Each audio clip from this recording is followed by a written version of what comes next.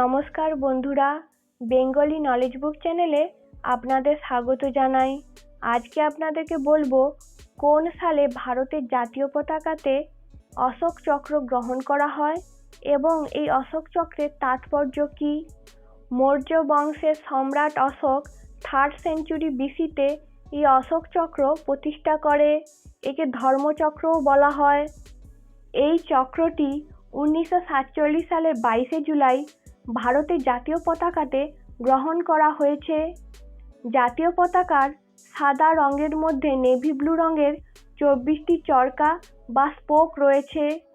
গৌতম বুদ্ধ বোধগয়াতে জ্ঞান লাভ করে সারনাথে চলে আসেন।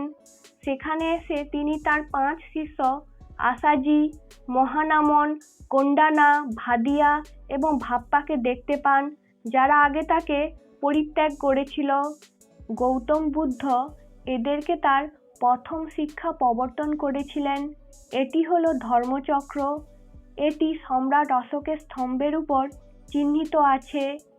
24টি স্পোক বুদ্ধ দ্বারা শেখানো 12টি কার্যকরণ লিঙ্গ এবং পাটিকা সমুপাদ্যা। 12টি স্পোক জীবনের যন্ত্রণার 12টি পর্যায়ের প্রতিনিধিত্ব করে। এই চক্রটিকে সময়ের চাকাও বলা হয়।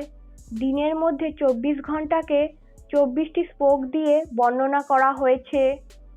12টি কার্যকরণ হলো অবিদ্যা অজ্ঞতা, মনের অজান্তে আশঙ্কার অবস্থা, সচেতনতা না হওয়ার অবজ্ঞা, নাম এবং রূপ, মানসিক এবং শারীরিক অস্বস্তির উপাদান।